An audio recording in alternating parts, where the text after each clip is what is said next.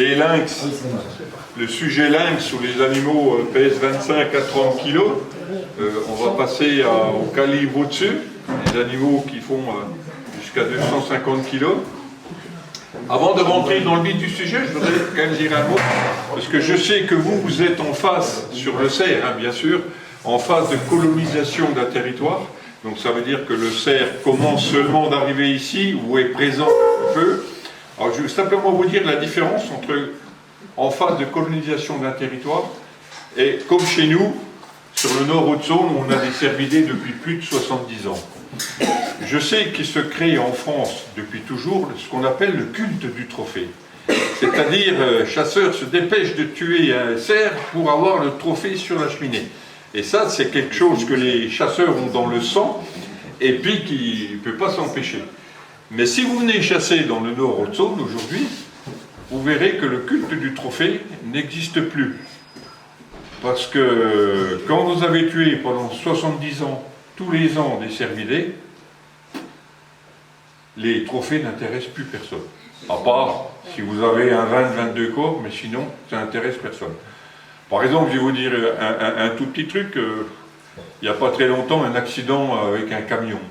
Donc un grand cerf mâle, pas mort bien sûr, hein, il est blessé, on ne savait pas ce qu'il avait, donc je prends le chien de sang et on le recherche. Donc on le recherche à 3-4, on tombe, on le retrouve, on l'achève, il avait la cuisse cassée par le camion, et on le ramène à la baraque de chasse, et on dit, on était 4, qui c'est qui veut le trophée?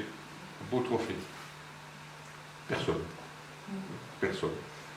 On a une baraque de chasse, dans un petit village de 150 habitants. On a une baraque de chasse, les trophées, les retrouvés morts, les accidentés, les machins, il y en a plein la cabane de chasse. Hein, tu es venu, tu l'as vu.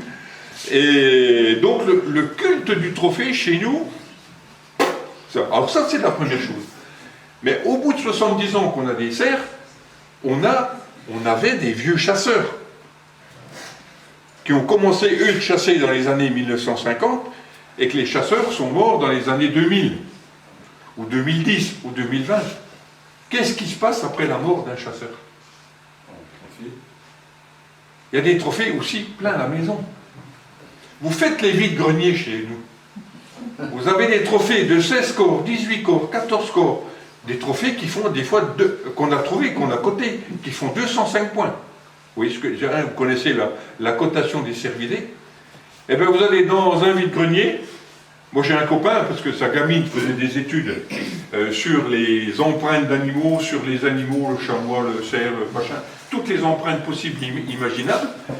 Et il a dit, tiens, pour la gamine, c'est pas mal. Il voit dans un vide-grenier instant. Alors, il y avait des trophées de cerfs magnifiques, il y avait du chamois, il y avait de l'isard, il y avait un peu de tout. Puis le copain, il dit, c'était pour sa fille, il dit, madame, vous vendez ça combien? Bon, il dit, écoutez, mes parents sont morts, il faut débarrasser la cabane, débarrasser la maison, vous mettez ce que vous voulez. Le gars, il dit, je vous donne 50 €, j'emmène tout. Oh, ben, il dit, tant mieux, emmenez tout. Non, mais vous voyez la différence, hein, voilà, donc c'est ce que je veux dire entrer. Donc, il faut bien désacraliser le culte du trophée. Je veux dire, ça, c'est les trophées, il va y en avoir plein les maisons. Donc, on attaque, chef.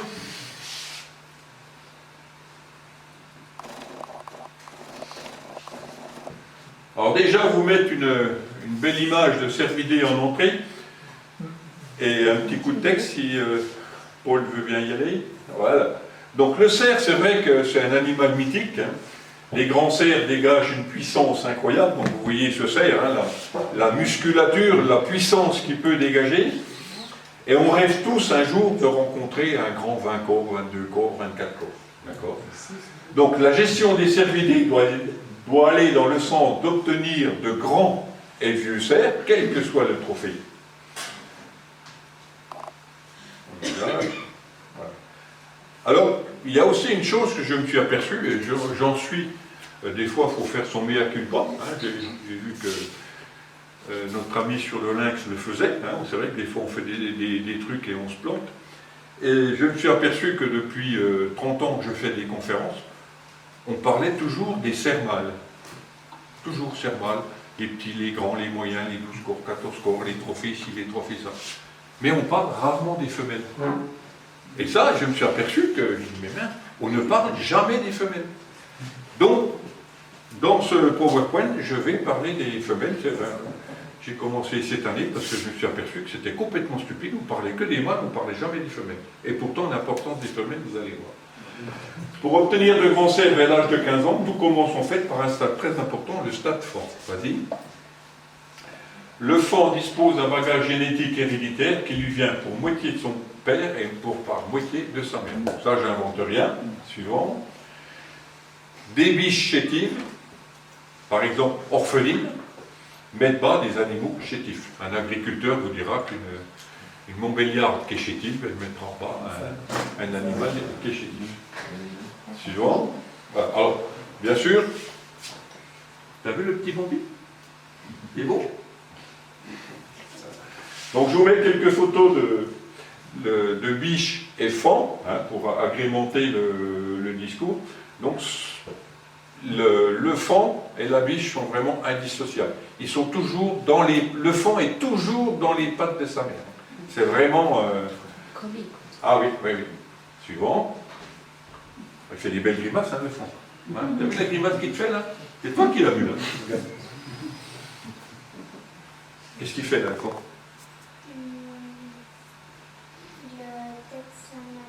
Ah, très bien. Très bien, voilà. Oui, là, et là, il se promène avec la maman. Très bien. Voilà. Très curieux, le faon.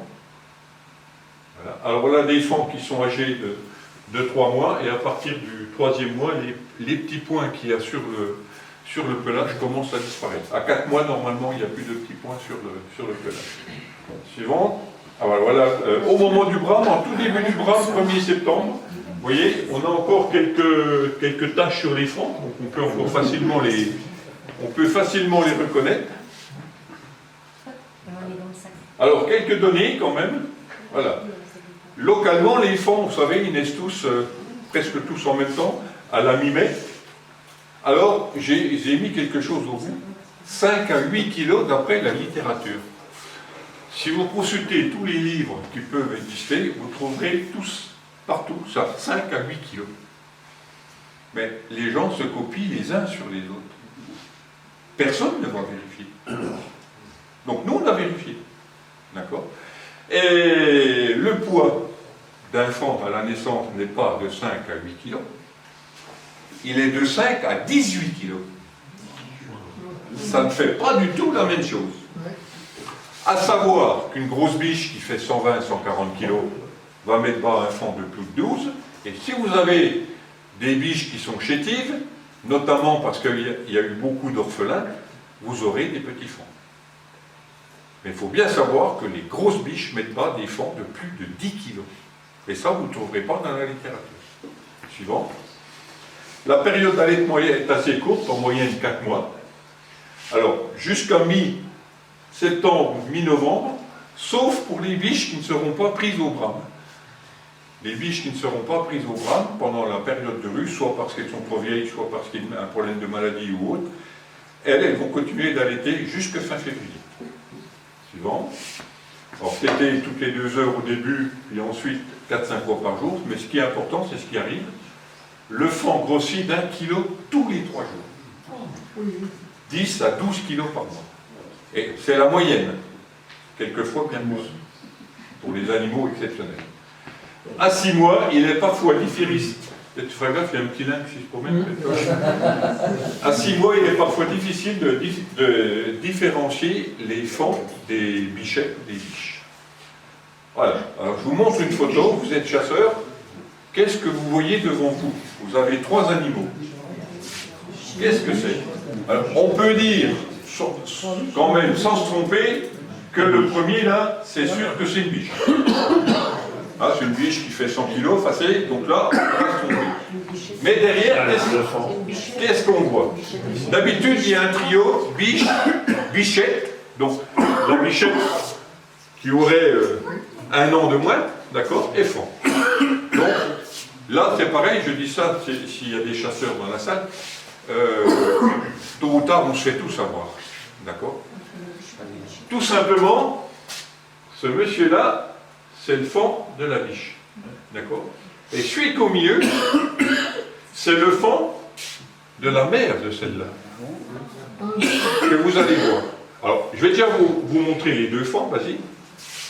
Voilà, le petit fond, donc avec sa mère devant, d'accord? Et l'autre fond qui est bien plus gros, d'accord? Et regardez sur le fond, je vous montre parce que vous allez voir quelque chose après. Regardez cette espèce de carré, cette pointe-là, d'accord? On trouve rarement. Photo suivante, donc là vous comprenez la première photo. Donc le petit fond, c'était le fond de celle-là. Et vous voyez, la biche là, c'est carrément, c'est la mère de celle-là, et c'est la taille, le calibre au-dessus. D'accord? Et son fond derrière. Par contre, la biche, elle est cachée. Vous ne la voyez pas bien. Alors, si elle est toute seule, vous allez voir la biche que c'est. Et là, c'est quelle date? Pardon? À quel moment?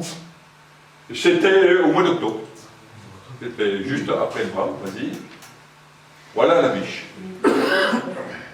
Donc, une biche comme ça, qui fait 140-150 kg, d'accord, elle n'est pas bas au monde un fond de 5 kg.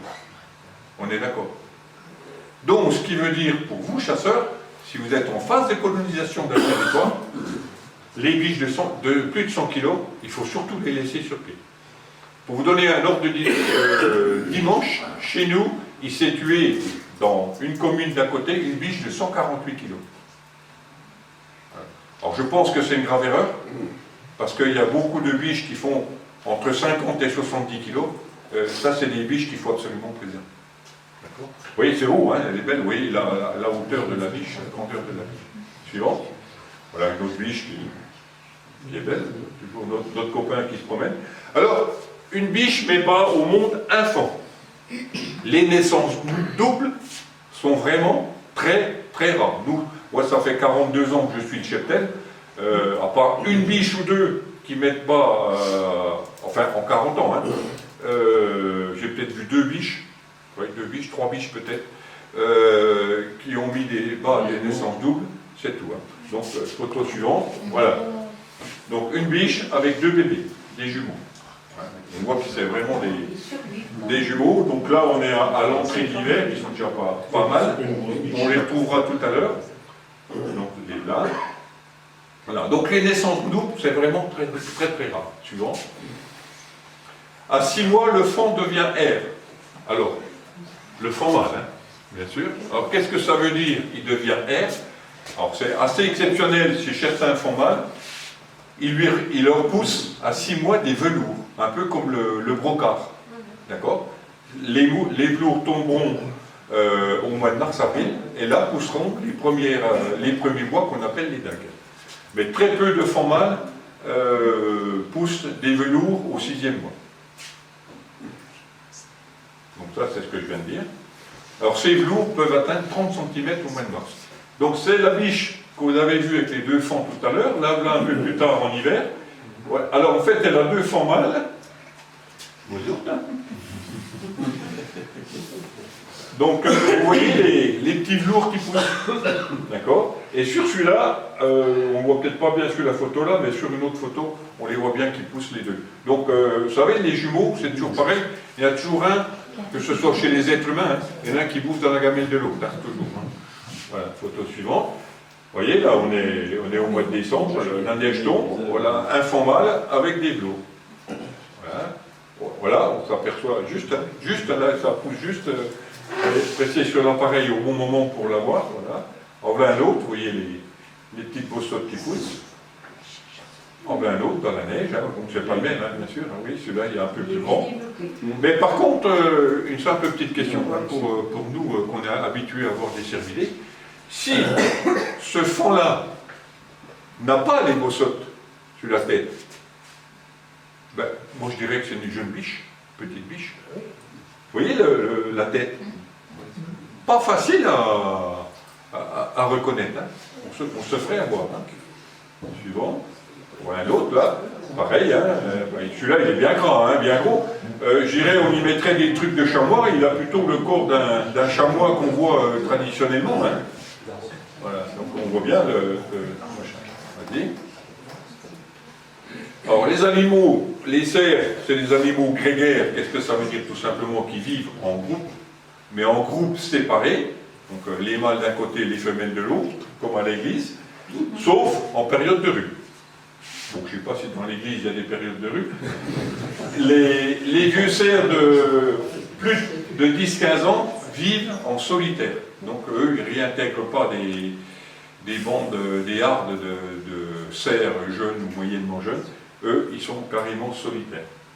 Et voilà. Donc, normalement, on est au mois de décembre, on est début décembre. Normalement, on ne devrait plus voir sur le terrain que des groupes de biches sans mâle, sans aucun mâle. Normalement, il peut rester un daguet, parce que vous savez, le daguet, il aimait bien sa maman, donc il a du mal de quitter la maman, même si la maman, il met des coups de sabot pour qu'il les jette, mais le daguet, des fois, il revient. Mais on peut voir quand même des fois dans des arbres comme ça, notamment quand on est en phase de colonisation d'un territoire, comme chez vous ici, et bien encore un beau cerf de 12 ou 14 corps qui avait. Il ne sert plus à rien, il est là pour la décoration, mais il ne sert plus à rien. Elle m'aime bien, hein? Oui. Elle m'aime bien, hein? C'est la même que tout à l'heure? Voilà. Donc on trouve des groupes de 40, 50, 100, 150 biches. Le plus gros groupe que j'ai vu, c'était sur les Vosges, en Vervillers, 232 biches ensemble. 232 biches sans un seul mâle, même pas un daguet. Donc là, vous voyez, pour la photo, hein, je leur ai dit de bien se ranger, hein, comme les mariés. Hein. Voilà. Donc dedans, vous avez tout. Hein, là, on est en hiver, c'est biche-bichette fort mélangées. Photo suivante. Alors, vous avez les hardes de femelles d'un côté, donc vous avez les hardes de mâles de l'autre côté.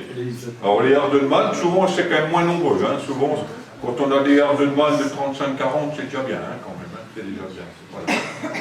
Donc là, donc ils ne sont pas tout seuls. Là, il y avait 35 mâles ensemble. Alors ce qu'il faut savoir, les mâles et les femelles vivent séparés. Mais si les mâles, ils ont décidé que le territoire là, c'était à eux, parce qu'il y a des bonnes cultures, que des biches, parce qu'elles ont des fois à nourrir, essayent de venir, alors là, il n'y a pas de cadeau, les biches, elles sont expulsées. Les biches, ils peuvent les voir qu'au moment du rue, le reste est intéressant. Ça connaît distance. Alors, la question est bonne. Vous avez les groupes de mâles, les groupes de femelles, mais le groupe de mâles, il peut être à 1 km des femelles, comme il peut être à 20 km. D'accord. J'en parlerai un peu plus tard. L'avantage des groupes, de vivre en groupe, ça amène beaucoup d'avantages pour les cervidés. Donc, déjà pour la surveillance. Quand il y a 50 biches, ça fait 100 yeux qui surveillent s'il n'y a pas un popole photographe qui se promène là avec l'appareil photo suivant.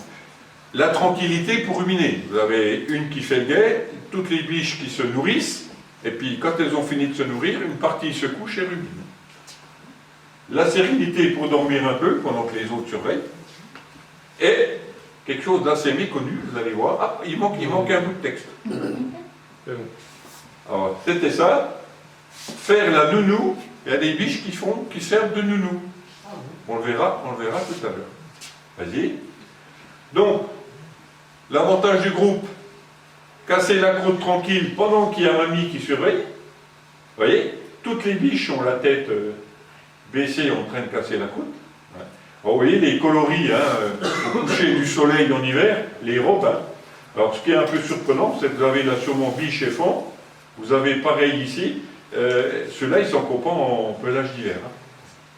La différence de pelage. Donc, là, la tranquillité pour casser la croûte, parce qu'il y a quelqu'un qui surveille, donc toutes les autres, elles n'ont pas à surveiller, elles cassent la croûte, elles se remplissent le ventre. D'accord? Vas-y. Donc, quand une partie du groupe a bien cassé la croûte, eh bien, tout le monde se couche et rumine. Donc là, je pense que c'est le trio biche-bichette-faon. Vas-y. Voilà, on voit bien que la biche, elle rumine, hein, on voit bien que la mâchoire se déplace de gauche à droite. Et quand on a fini de ruminer, qu'est-ce qu'on fait? Eh bien, on fait une bonne sieste. Hein. Bien, machin. Donc, quand on a vu tout ça, il ne nous manque plus qu'une chose. Hein, la biche nounou. Donc voilà, vous voyez une biche, là, vous voyez, même avec l'oreille un peu machin, vachement attentive au groupe hein, de machin. Donc, c'est pas une biche qui a 5 bébés, hein, et celle-là, elle n'en a pas du tout. Je pense que c'est une vieille biche qui met plus bas de fond. Et en fait, pendant que les autres cassent la côte, ben, elle fait la nounou, elle garde les bébés. Et puis elle le fait bien, on voit bien qu'elle est bien attentive. Alors, ce qu'il faut savoir, c'est que les fonds le savent, qu'elle est la gardienne. Alors pourquoi? Quelle est la différence? Alors tout simplement, en groupe, chaque biche qui a un fond, si un fond s'approche de la biche d'à côté, il a un coup de patte. C'est assez violent, hein? C'est assez violent. Donc il faut vraiment que les fonds restent à côté de leur maman. Sauf si c'est nounou. Nounou, là, tout est permis. Alors, cellule familiale biche-bichette fond, hein, donc la biche est souvent, enfin, qui est plus âgée, donc la bichette, c'est le fond de l'année précédente, le fond de l'année. Donc, si c'est femelle, c'est biche-bichette fond, et si c'est mâle, ben, voilà, biche, daguet, fond. Voilà. Et, exceptionnellement, photo suivante, voilà, biche de fond. Voilà. Donc c'est vraiment, c'est rare de voir une biche toute seule, hein. C'est toujours biche fond ou biche bichette fond. Hein. Alors une grosse entorse à la règle. Alors là, pour vous, alors il faut que je vous dise quelque chose avant, c'est que le fond reste avec sa maman jusqu'au mois de septembre, au début du mois. Et dès que la femelle sent qu'elle va être en chaleur, le daguet, qui est avec elle depuis 18 mois, est expulsé par la mère, mais à coups de sabot, jusqu'à ce qu'il comprenne qu'il faut qu'il parte. D'accord? Mais il est expulsé, on va dire, fin août, début septembre. D'accord? Je vous précise ça parce que regardez ce qui se passe là. Grosse entorse à la règle. Qu'est-ce que vous voyez? Un groupe de daguets en velours. On est d'accord. Photo suivante. Qu'est-ce que vous voyez toujours? Un groupe de daguets en velours. Photo suivante. On a toujours un groupe de daguets en velours et on voit deux cerfs là de deuxième tête. D'accord? Donc dans les velours, vous avez des grands daguets et vous avez vu sur la photo précédente qu'il y en a qui était tout petit. Donc là, le groupe de daguets en velours, c'est 13 daguets.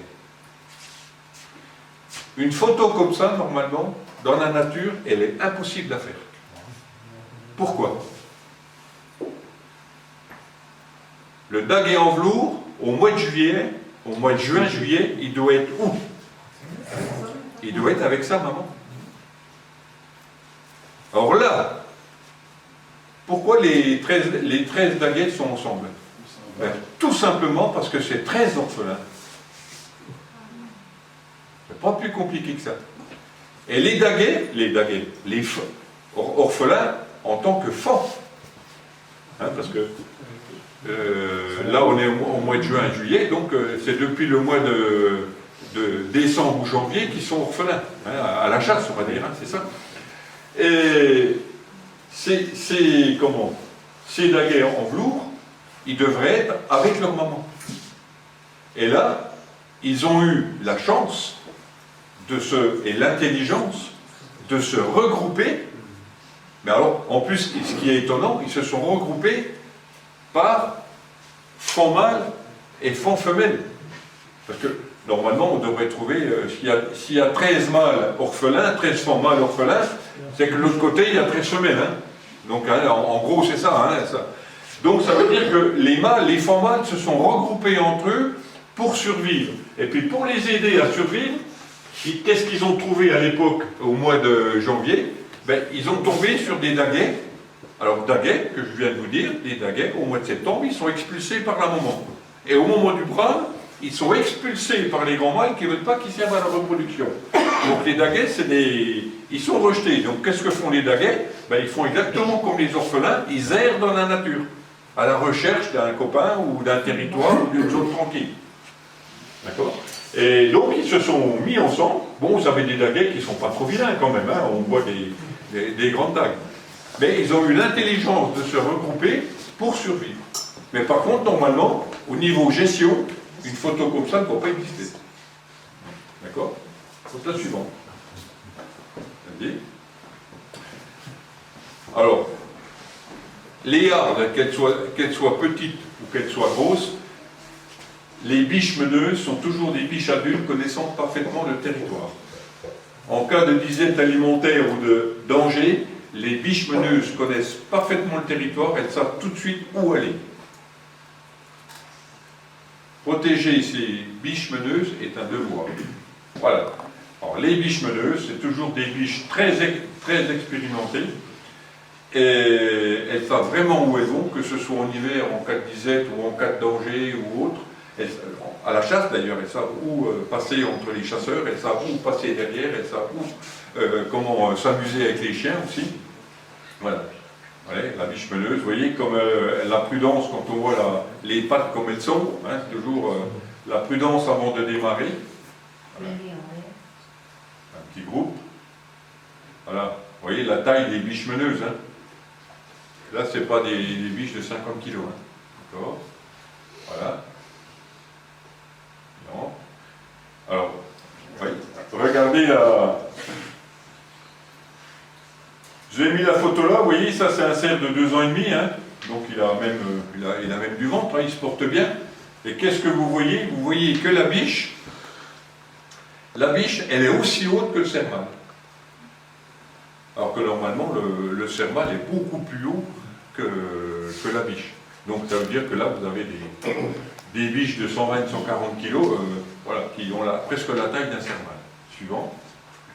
Voilà, donc ouais, pareil, j'ai mis le groupe là, parce que les trois là, c'est vraiment trois biches exceptionnelles. En plus, qui sont de la même famille, hein, avec les points que vous retrouvez hein, sur les cuisses hein, pour les trois. Donc on peut les identifier. Donc j'ai toujours un truc qui déconne, voilà. Suivant. Alors là, vous avez une petite harde qui s'en va, et vous voyez que toutes les biches sont à peu près toutes les mêmes, hein, sauf une. Ah, bon. Celui-là, il marchera peut-être un jour comme il faut. Celle-là. Et celle-là, on a l'impression qu'elle fait 30 cm, ou alors qu'elle a mis des hauts talons pour paraître plus grande. Voilà. Vous avez des gardes un peu plus grandes, hein, là vous avez à peu près 80 individus. Donc la biche meneuse, elle est là. Mais qu'est-ce que vous voyez là? Vous voyez un mâle. Alors ce que je vous ai dit tout à l'heure, le mâle dans la harde, il ne sert absolument à rien du tout. Ça veut dire que si la biche, elle veut aller à gauche, à droite, revenir en arrière, c'est la biche qui décide, c'est jamais le mâle. C'est toujours la biche qui décide.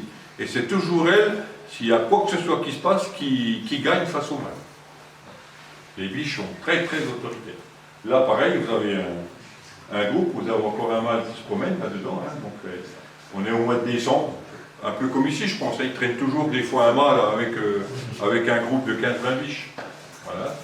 Suivant. Voilà. Alors là, un groupe que j'ai coupé en deux, vous avez un mâle qui se promène là-bas au milieu. Ben dis donc. Oui, il est là, je suis là. Mais par contre, écarte la photo, voilà, donc l'autre bout de la harde, hein, là, il y a une centaine d'individus, plus une souris, et... Bah ouais, hein, ça n'a pas marché. Vous voyez cette biche-là, qui est la biche meneuse, elle est toujours en conflit avec celle-là. Mais le mâle, vous voyez, il est là, lui, il ne tient rien du tout. Hein, les femmes règlent leur compte entre eux, lui, il s'en occupe pas. Hein, d'accord.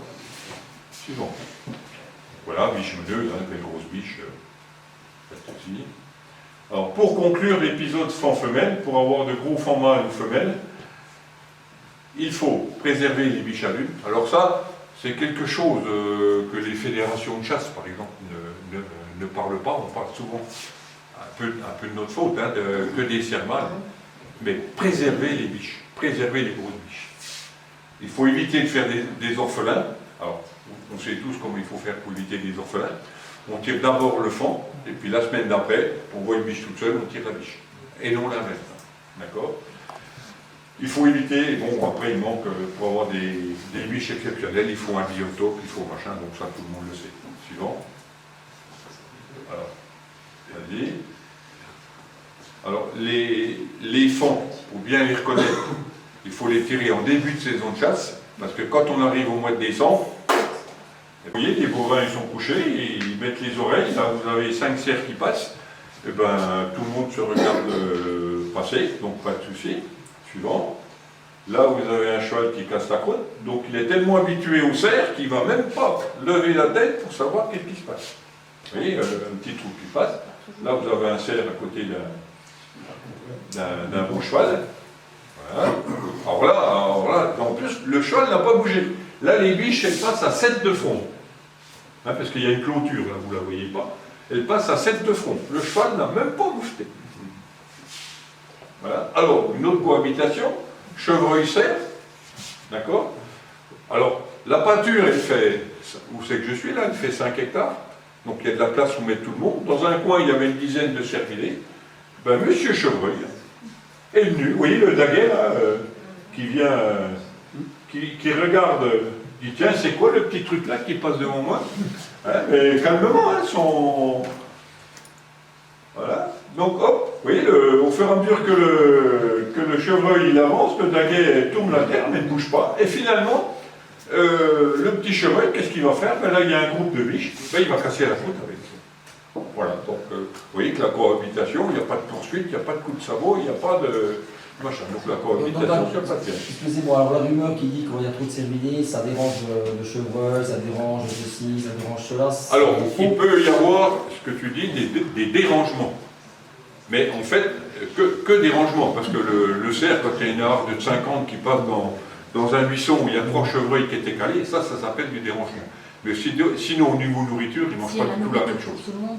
Voilà, le cerf ne chassera pas le chevreuil du bois. On va dire, le cerf est un herbivore, et il consomme pratiquement que de l'herbe, d'accord?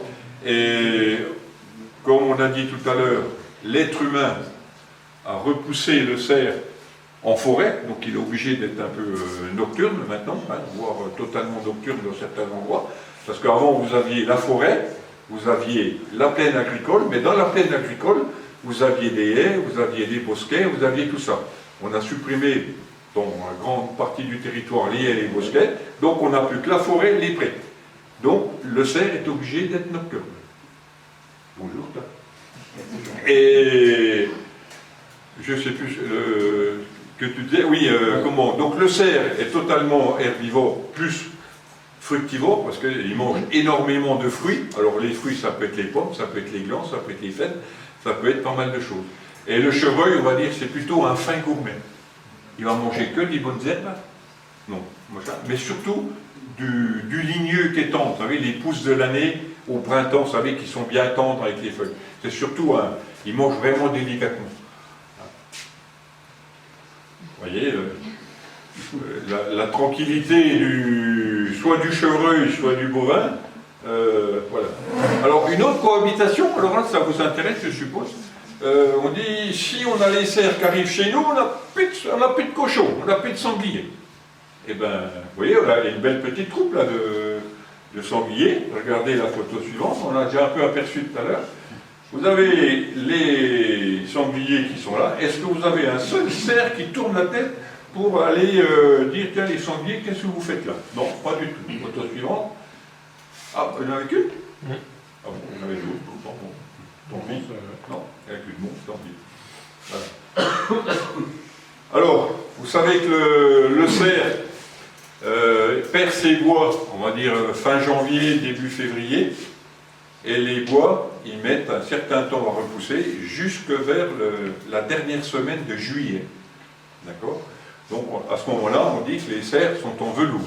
Alors, comme vous avez d'un côté des hardes de mâles et des hardes de femelles, donc on retrouve les hardes de mâles en été.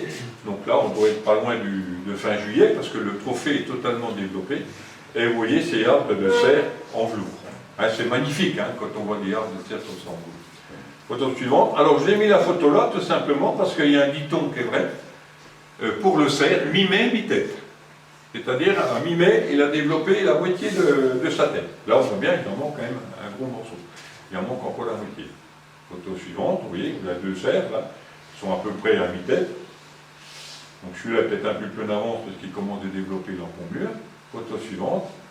Voilà, alors là, ils sont, vous voyez, les encombrures sont développées, hein, commencent, pas toutes, elles commencent de se développer. Là, on est pratiquement à la fin du développement. Là, on peut dire qu'on est, même si on ne sait pas quand est-ce que la photo est prise, on peut se dire qu'on est vers le 14 juillet, là. D'accord? Par contre, vous voyez deux animaux, là, qui se frottent un peu. Pendant février, mars, avril, mai, juin, juillet, pendant 6 mois, ils sont en velours. Comment ils règlent leur compte? Est-ce que vous avez déjà vu ça? Photo suivante. Ben oui, on ne peut pas se battre avec les bois, ils sont en velours. Donc c'est à coup de sabot. Vous voyez? Et puis je peux vous dire que ça fait mal. Hein? Ah oui, oui, photo suivante. Et voilà. Donc là, voilà. Vous voyez un peu, et ça c'est pendant 6 mois. Hein. Donc je peux vous dire qu'ils savent tenir l'équilibre sur les deux pattes arrière. Hein. Et vous voyez que ce monsieur-là, il est là, il ne bouge pas, et il dit, toi viens voir, hein, je t'attends. Vous voyez, je peux dire, il est bien posé, bien planté, bien en équilibre. Hein. Ils ont l'habitude d'être en équilibre comme ça. Les femelles, elles ont l'habitude, puisqu'elles n'ont pas de poids, elles font toujours comme ça. Mais les mâles, on le voit un peu moins souvent. Donc il faut faire beaucoup d'heures d'affût, bien sûr. On les voit, mais pour les prendre en photo, c'est autre chose. Tu veux que je te prenne en photo aussi, toi, hein? Je vais monter sur le pantalon. Oui. Voilà. Donc, alors, vers la dernière semaine de juillet, les velours y tombent. D'accord? Vous voyez l'arbre que vous avez vu tout à l'heure, et qu'est-ce que vous voyez? Celui-là, il a les bois d'une autre couleur, celui-là aussi. Il y en a un là, je pense qu'on voit un entouillé, puis il y en a encore un dans le coin là. Alors, il y a une espèce d'émulation qui se fait, c'est que dès qu'il y en a un qui perd les velours, même si les autres n'ont pas fini de développer les velours, tous les velours vont tomber en même temps. Et ce, pourquoi? Ben, tout simplement, quand le premier là, il a les bois qui sont durs, je peux vous dire qu'il ne fait pas de cadeau à ceux qui ont les velours encore tout tendres. Donc les autres, il y a une espèce d'émulation qui se fait, et tout, on va dire dans les 24 heures, allez, maximum 48 heures, tout le monde tombe les velours. Hein. Voilà, photo suivante, voilà. Quand on dit que le cerf est en lambeaux, hein, quand les velours y tombent, voilà. Et là, je vous ai mis la photo là, elle est un peu sombre sur le truc. Vous avez 3-4 cerfs, il n'y en a plus qu'un qui n'a pas perdu ses velours, mais il a l'air tellement serein qu'il doit dire, moi c'est pour dans 1 heure ou 2. Par contre, vous voyez que ces cerfs, on l'a vu sur la photo précédente, la photo là elle ne marche pas trop bien, les cerfs on les voit un peu rouges, et donc sur la photo là vous voyez beaucoup mieux. Au moment où les velours y tombent, on va dire dans la demi-heure, l'heure qui suit, vous avez cette couleur là qui ne dure vraiment pas longtemps, une demi-heure, 1 heure, il faut être là, et vous avez les bois d'un beau rouge magnifique. S'il fait beau, s'il pleut, c'est cuit. Les bois ils seront tout de suite blancs et ils ne seront pas beaux en automne. Mais quand vous avez en plein soleil des cerfs comme ça, là vous voyez le velours est parfaitement tombé, hein, les bois sont d'une netteté incroyable, mais les bois ils sont d'une couleur vraiment incroyable. Hein. C'est rare de les voir comme ça, mais ça dure tellement peu longtemps qu'il faut vraiment être là au bon moment. Quoi. Voilà. Alors, drôle de velours. Vous voyez? Voilà. Alors, au moment du brame, vous avez ce qu'on appelle les daguets. Les daguets, c'est la première fois que leur bois pousse sur la tête. Mais ça, normalement, les bois ils poussent. Je suis désolé, on est obligé d'appeler ça un daguet. Pour moi, un daguet, c'est la photo suivante. Un daguet au moment du brame, c'est un animal qui a des dagues qui font de 20 à 40 ou 45 cm. C'est un animal qui est poilu. C'est un animal qui est plein de boue, un animal qui pue. Et ça, un daguet. D'accord ? Remettez-moi la photo précédente. Là, c'est plutôt un daguet style efféminé. Ça ne ressemble à rien du tout.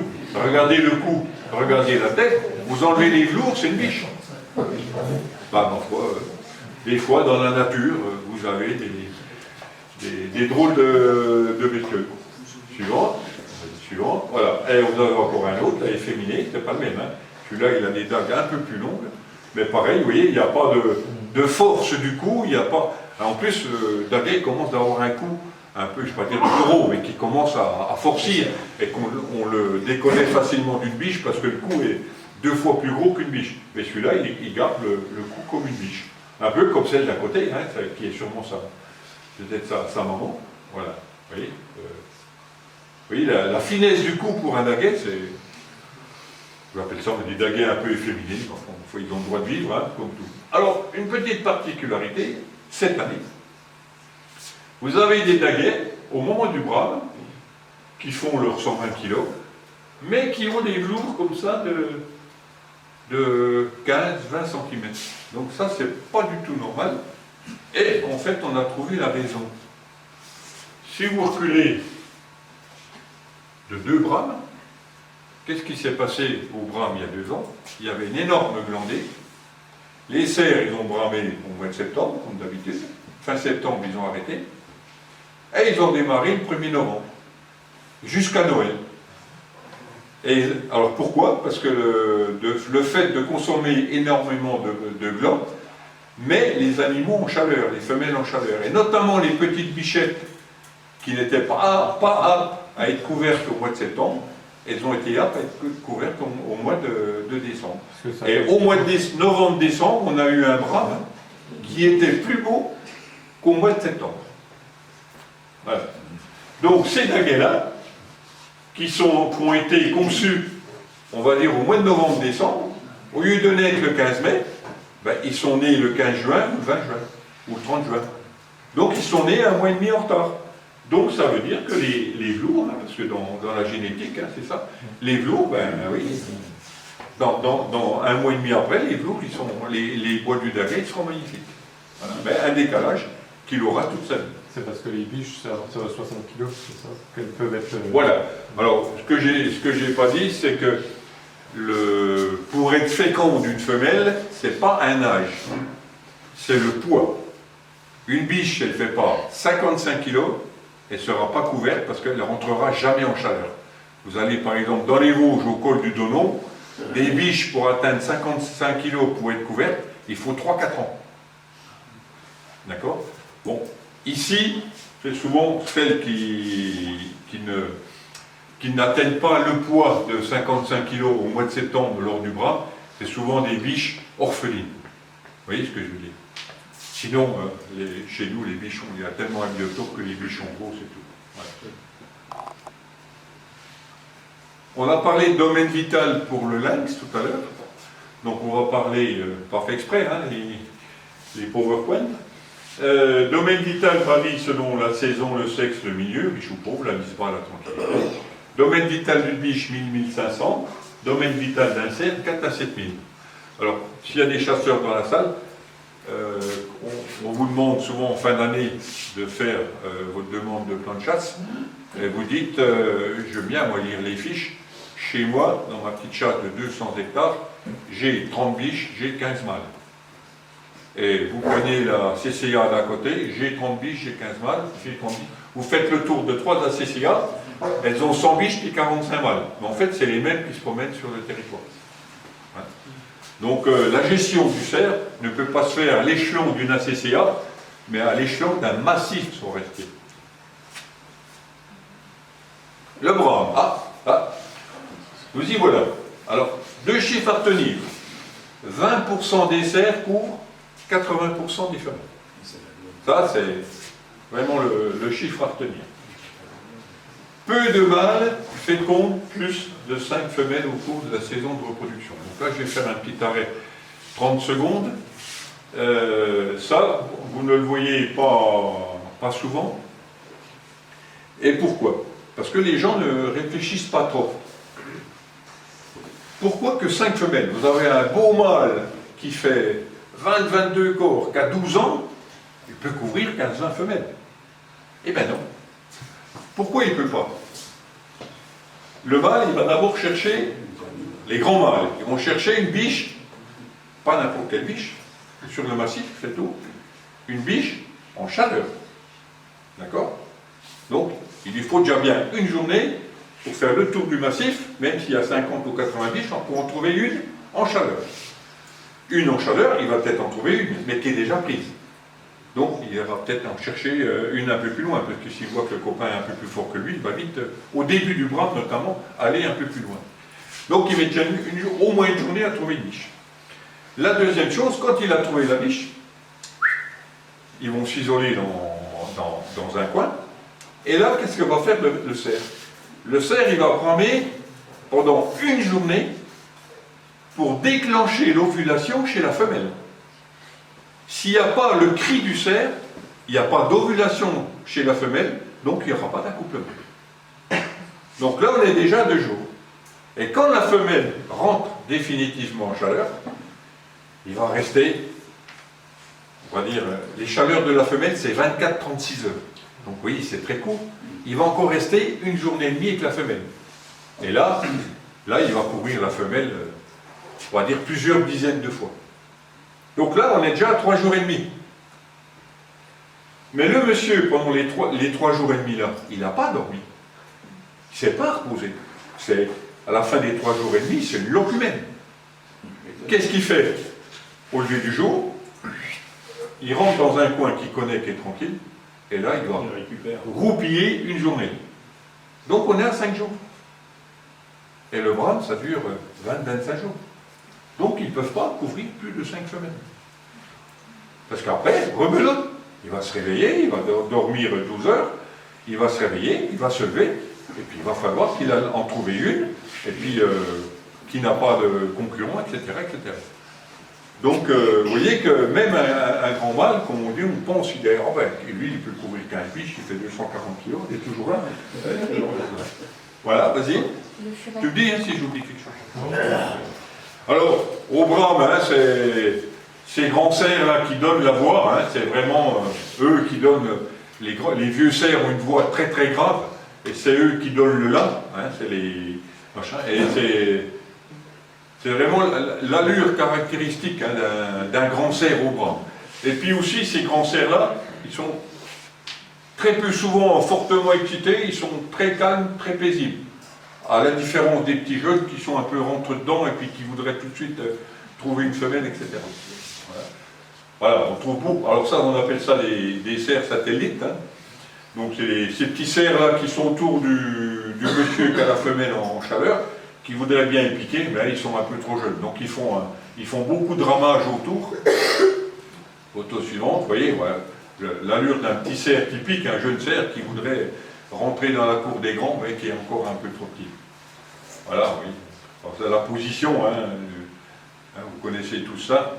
Voilà. Alors là, c'est déjà une position d'un cerf qui est déjà un peu plus gros. Hein, vous voyez, vas-y, sur photo suivante. Voilà. Donc là, on voit tout de suite que là, on a affaire à un autre client, hein, qui est un cerf, là, reproducteur.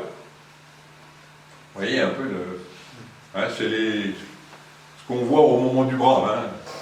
Donc il ne faisait pas de bruit, non? C'est celui-là, non? Hein? C'est celui-là qui bramait sans faire de bruit, non? Non. Non.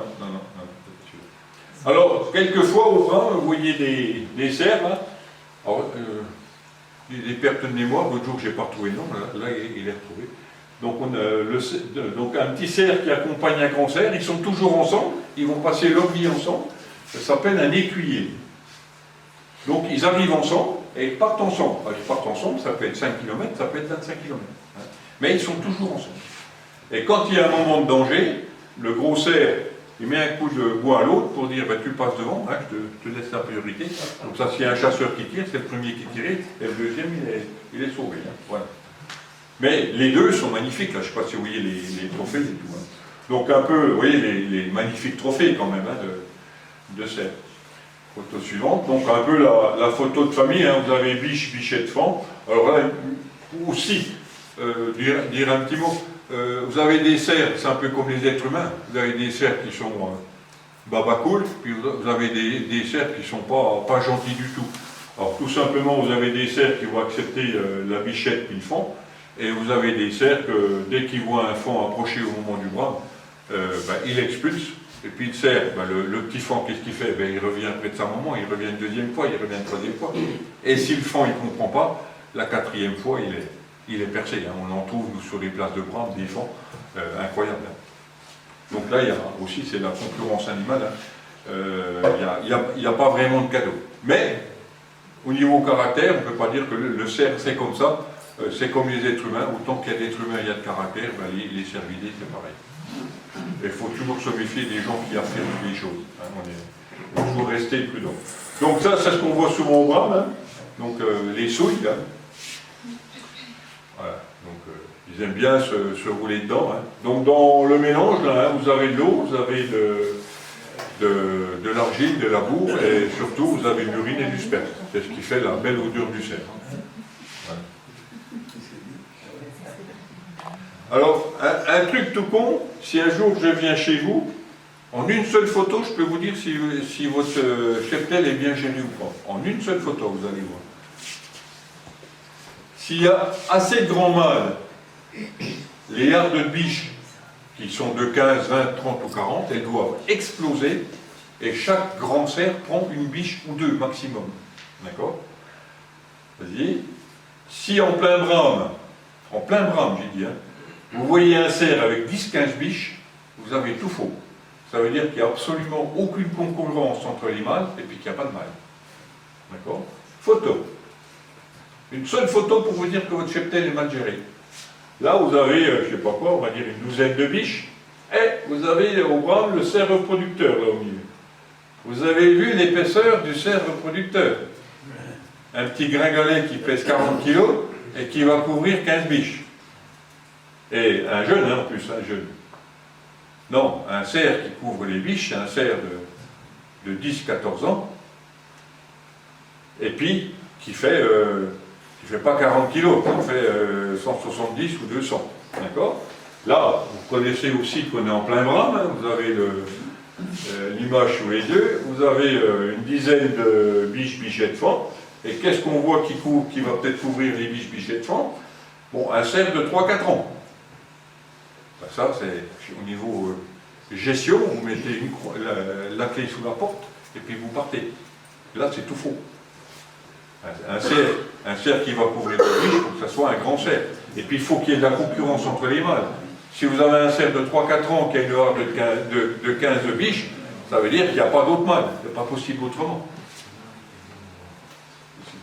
Alors, petite particularité, je l'ai déjà dit tout à l'heure, les biches, elles sont au mois d'août en harde de 10, 20, 30, 40 individus. Les cerfs, au mois de septembre, les cerfs mâles viennent taper dedans. Ils en prennent une, ils en prennent deux, il y en a qui en prennent trois, ils vont chacun dans le coin de la forêt. Au mois d'octobre, quand le brame est fini, début octobre, les hardes de biches se reconstituent. Hein, c'est souvent des hardes familiales. Hein, c'est les mères, les filles, les sœurs, etc. Mais, qu'est-ce que vous voyez à partir de début octobre, des hardes qui se reconstituent, et vous voyez souvent 2, 3, 4 mâles qui sont avec au milieu. Et ces mâles-là, en fait, ils sont uniquement là pour la décoration. Ils font le beau, des fois même ils brament derrière les biches, là dans le machin, mais toutes les biches ont déjà été couvertes, eux, ils n'ont rien touché. Hein. Et donc, ça n'empêche pas les biches de vivre. Bon, ils sont là, ils sont derrière, ils suivent. De toute façon, c'est toujours la biche meneuse qui va commander. Eux, ils ne servent à rien du tout. Mais, surtout, ils n'ont pas touché le biche, puis ils n'ont pas touché le suivant. Voilà, alors je vous mets en photo les deux mâles qui étaient dans cette grosse harde, vous voyez. En plus, un avec des bois cassés comme ça, je peux vous dire que au moment du rue, il ne fait pas un pli. Voilà. Bon, un mâle vit en moyenne 18-20 ans dans nos contrées. Ça, je pense que vous le saviez. La présence de très vieux mâles sur un massif est un signe de bonne gestion. Si vous trouvez des mâles de 15, 18, 20 ans sur votre massif, ça veut dire, là par contre, par rapport à ce que j'ai dit tout à l'heure, ça veut dire que votre massif est très bien géré. Mais qu'est-ce qu'un vieux cerf? Ça, c'est la bonne question. Alors, je vous ai mis ça pour vous parce que je sais qu'on m'appelle assez souvent là, dans les sociétés de chasse pour, par exemple, j'ai dit tout à l'heure, les premiers animaux que l'on tue à l'exercice de la chasse au mois d'octobre, ce sont chez les cervidés, c'est les fans, parce qu'on a plus facile de les reconnaître. Et des fois, au mois de novembre, les chasseurs, ils ont vu un faon, ils ont tiré un faon, mais quand le faon, il est par terre, il dit, mais t'es sûr que c'est un faon? Alors l'autre, il dit, oui. L'autre, ben non, il a une tête de biche. Comment on fait pour les déconnaître quand ils sont par terre? Alors, il n'y a qu'une seule solution pour déconnaître un fond d'une biche, c'est la mâchoire du dessus. À 5-6 mois, vous n'avez qu'une molaire sur la mâchoire. C'est-à-dire, si, je dis ça aux chasseurs, hein, parce que ça c'est important, si vous avez un doute sur, au moment que l'animal est tiré, si c'est une biche ou un faon, vous mettez un coup de couteau sur le côté, s'il n'y a qu'une molaire, que le faon, que la bête fasse 40 ou 80 kg, c'est un faon. Une molaire, c'est un faon. 2 molaires, c'est une bichette. Ou un daguet, s'il dit. Hein? Ça mettez-le bien en mémoire, hein, parce que vous savez le nombre de fois qu'on m'appelle pour dire il faut que tu viennes parce qu'on ne sait pas quel bracelet mettre. Ah ben oui. D'accord? Alors, je vous ai mis les mâchoires là, vous ne regardez pas trop, c'est simplement pour vous dire, les mâchoires de jeune cerf, regardez la hauteur des dents. Le but, c'est simplement ça, que vous regardiez sur une mâchoire, une jeune mâchoire, la hauteur des dents. Vous voyez, les dents, elles sont bien hautes, elles sont bien propres et tout. Photo suivante. Voilà une mâchoire d'un cerf de 12-13 ans. Est-ce que vous voyez la différence? Reviens un coup en arrière, et puis tu reviens un coup en avant. Vous voyez? Donc, en France, on est quelques spécialistes, et on lit l'âge d'un cerf. Oui, en Haute-Saône, dans le Doubs, c'est pareil. Vous devez rapatrier à la fin de la saison de chasse le trophée et la mâchoire. Et c'est moi, en principe, qui, sur Haute-Saône, non pas Haute-Saône, je ne fais pas Haute-Saône, je fais Vosges, Bas-Rhin, Haut-Rhin, Moselle, Meurthe-et-Moselle. Donc je passe à peu près 4500 mâchoires par an. Et on a l'habitude de lire l'âge du cerf par rapport à la dentition. Et on ne se trompe pas du tout, hein, à 6 mois ou 1 an près. D'accord, hein? Il est intéressant de savoir qu'un cerf a 14 ou 15 ans, plutôt que est-ce qu'il a 8, est-ce qu'il a 7 ou est-ce qu'il a 20. Vous voyez ce que je veux dire? Donc, un an, c'est rien dans la vie d'un cerf. Voilà. Alors, pour vous dire qu'est-ce qu'un vieux cerf, hein, c'était la question posée avant. Donc, à 12-13 ans, vous avez encore toute la dentition. Mais qu'est-ce qu'on voit? Des dents, là, vous voyez, qui commencent de partir. Celles-là qui sont complètement usées, celle-là qui est complètement usée, celle-là qui est complètement usée. Vous imaginez ce cerf-là, 1 an plus tard. Toutes les dents qui sont là, à partir d'ici, de les mains, tout cela seront tombés. Donc, pour ruminer, il va y avoir des difficultés. Et si vous mettez encore 2 ans ou 3 ans de plus, comme il ne reste plus que les 2 dents là, les 2 dents là vont descendre rapidement, et le cerf, qui est un ruminant, ne pourra plus ruminer, donc il va mourir, pas de vieillesse, il va mourir parce qu'il n'a plus de dents et qu'il ne peut plus se nourrir et qu'il ne peut plus ruminer. Photo suivante. Voilà un grand cerf avec un trophée magnifique, hein, mais regardez l'épaisseur de l'individu. Alors ça, c'est un très très vieux cerf, et je peux vous dire que l'année suivante, il aura 2 petits moignons comme ça. Parce qu'il est tellement maigre, c'est tellement vieux, que ce cerf-là, l'année prochaine, il ne pourra même pas trouver de calcium pour faire 2 moignons comme ça. C'est un cerf qui est complètement au bout du rouleau, mais là, il a une chance magnifique, c'est qu'il a un super trophée encore pour la dernière fois de sa vie. Photo suivante. Voilà, un vieux cerf. Alors, un vieux cerf peut encore peser 200 kg. D'accord? Ouais, parce qu'il a son ossature, sa corpulence. Mais, il a plus, comme il ne peut plus ruminer, il a plus de. Tout ce qu'il mange, c'est pour entretenir sa corpulence, mais il ne peut plus produire de calcium pour faire les bois. Comme il ne peut plus ruminer, hein, il peut, ou plus guère ruminer, on va dire. Voilà. Voilà un autre vieux cerf, vous voyez, un cerf qui doit bien faire aussi dans les 180-200 kg, et c'est un 4 corps ou un 6 corps. Alors que ce cerf-là, on l'imagine plutôt avec 14 ou 16. Mais c'est un cerf qui est en train de remballer. En plus, le photo suivante, voilà, vous voyez de face, hein, la tête du cerf, on voit que c'est une tête de vieux. Hein. Il est très, très blanchissant. Hein.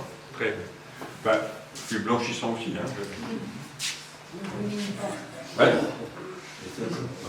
Donc on a un autre. Hein. On trouve beaucoup dans nos contrées ici des cervidés à partir de 12-13 ans qui ont un bois avec 4, 5, 6 épaules, 6 ramifications, et de l'autre côté une dague. Alors ça c'est vachement fréquent de voir ici dans nos contrées. Hein. Mais vous voyez, au niveau ossature, c'est un super cerf. Hein, un super cerf. Voilà un très vieux cerf, regardez. Là, il a pu développer qu'un truc de 5-6 cm. Il a pris 20 grammes en 2 ans. Bon, ça, c'est un but scientifique, c'est pour autre chose. Photo suivante. Voilà. Voilà, un cerf comme ça qui arrive, vous demandez quand même qu'est-ce qui arrive. Hein. Vous voyez, suivant. Voilà, alors, regardez de profil, hein, c'est bien de profil. C'est quand même un cerf qui avait une sacrée ossature. Mais même, on voit que, même dans l'ossature, il commence de taper. Hein. Il n'y a plus guère de gras, là, quand même. Hein. Il n'y a plus guère de gras. Mais regardez ce qu'il a sur la tête, photo suivante. Regardez ce qu'il a sur la tête. Tout simplement. Mais ça, vous trouvez des cerfs comme ça chez vous, nous on en a quand même pas mal chez nous, c'est vraiment des signes de bonne gestion. Ça veut dire que vous avez toutes les classes d'âge, depuis fan pour aller jusqu'à 20 ans. Ça veut dire que c'est vraiment de la bonne gestion. Et là, le trophée, pour moi je préfère un trophée comme ça qu'un 18 ans. Parce que c'est vraiment un signe de bonne gestion. Voilà. Alors, un autre, ça c'est il n'y a pas longtemps. Voilà. Alors, donc hein, toujours pareil, hein, vous l'avez vu, hein, un petit mognon d'un côté, une dague de l'autre. Par contre, vous demandez de regarder quelque chose. Donc, c'est les bagarres, il y a un trou. D'accord? Photo suivante. Donc un autre grand cerf avec un trou. On voit qu'il a déjà pas mal de picots là, hein, c'est les andouillés d'un autre, mais là, il y a un trou. Photo suivante. On va arriver à un cerf qui a quand même une drôle de mine. D'accord? Vous voyez la tête trahit quand même une certaine vieillesse. Donc exactement, il a 13 ans, c'est ça? Hein? 14, je crois. Ouais. Vous voyez, vieux cerf. D'accord? Et par contre, là, on revient en arrière. Et là, vous voyez qu'il y a quelque chose sur le dos qui n'est pas normal. On a l'impression qu'il y a la vermine, qu'il y a quelque chose qui est en train de l'envahir. Photo suivante. Qu'est-ce que vous voyez? Encore un cerf troué. Mais troué bien avancé. Ça veut dire que c'est en train de bien pourrir à l'intérieur. Vous voyez, il y a les asticots qui, à mon avis, sont en train d'envahir tout le pelage. Et ben, c'est un cerf, on se dit, quand on le voit comme ça, il va pas tarder à mourir. Alors, ce qu'on a fait, nous, on voulait, c'était au bras, donc la chasse n'est pas ouverte, on voulait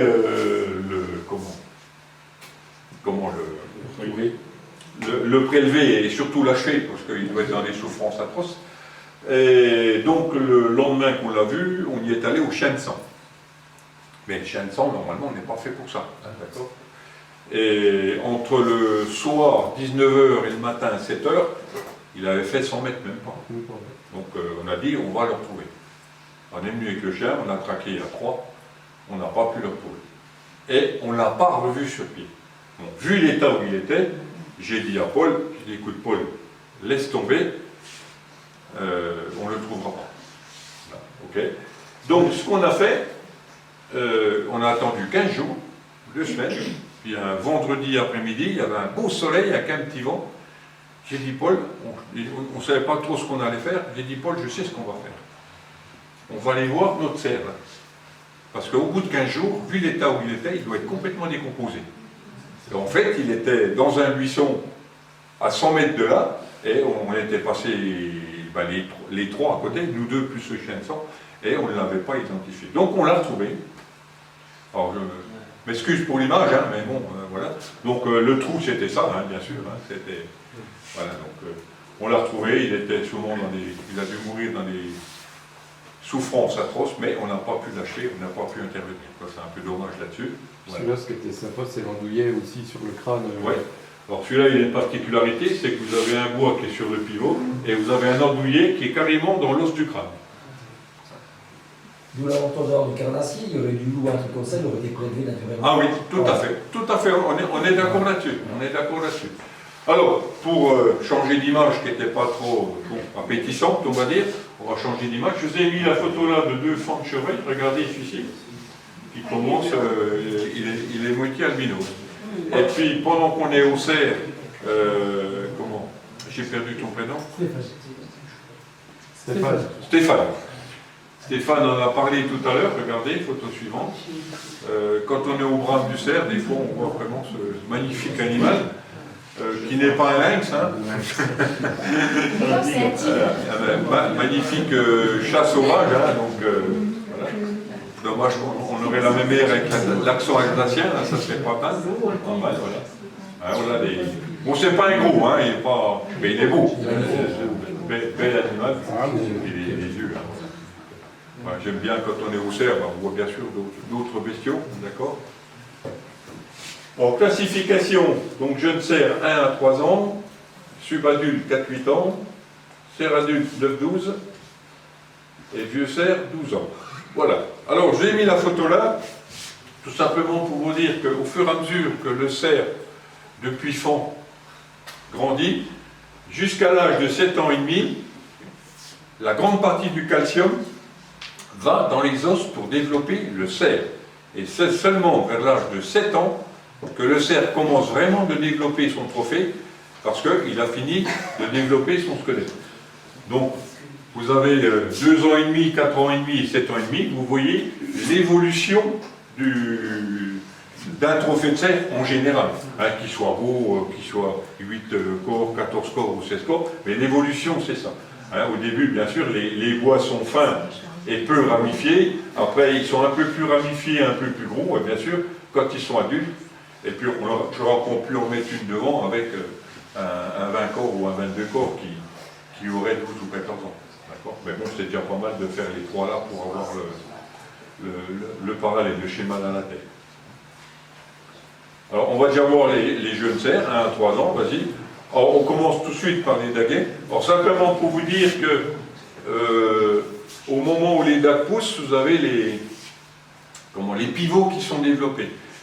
Donc, le pivot sur un daguet, il est très haut, hein, c'est quand même assez haut.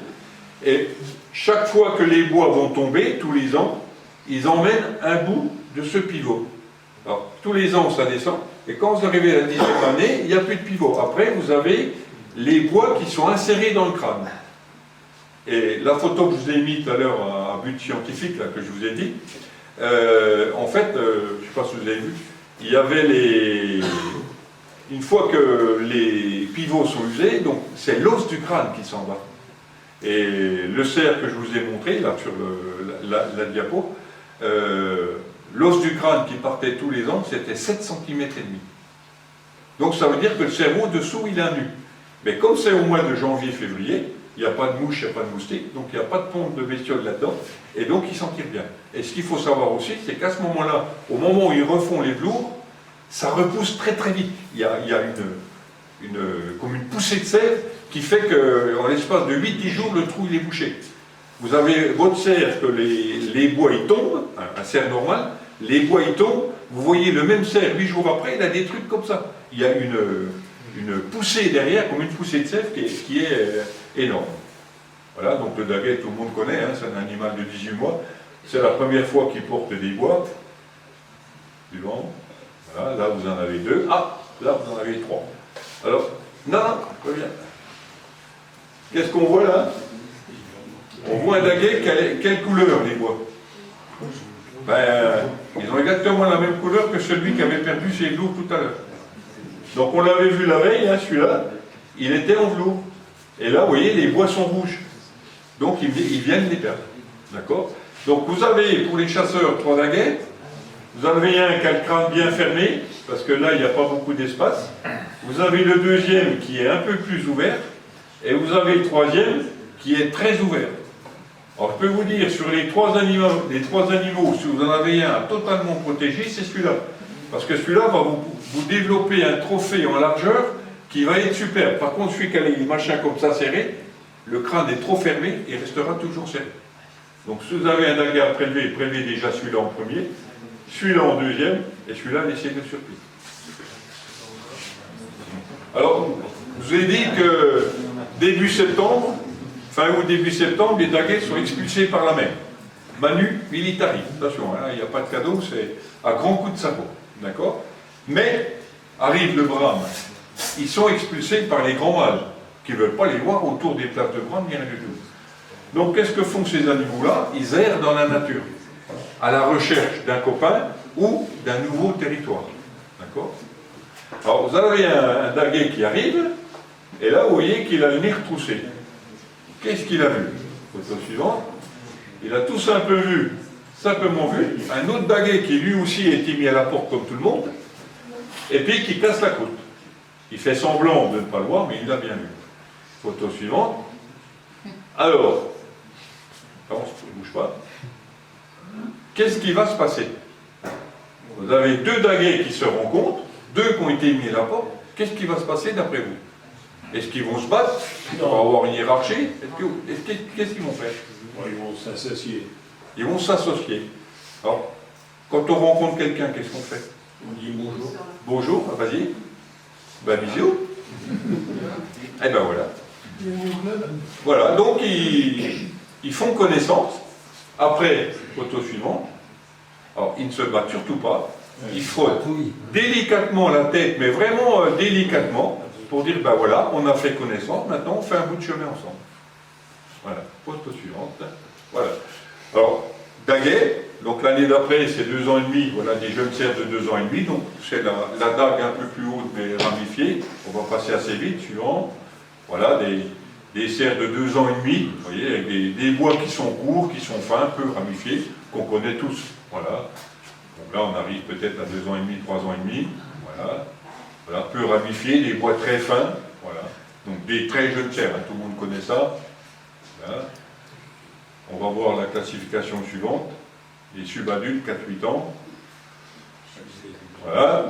Donc vous voyez, là on commence à avoir des bois qui prennent un peu d'épaisseur, un peu de longueur, mais ce ne sont encore pas des grands trophées. Hein.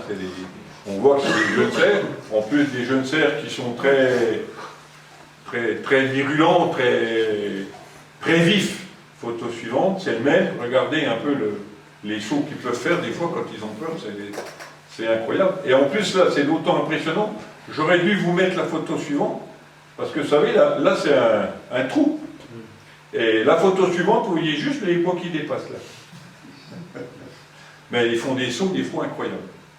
Voilà des bois qui sont bien ramifiés, hein. Il est magnifique hein, ce jeune cerf.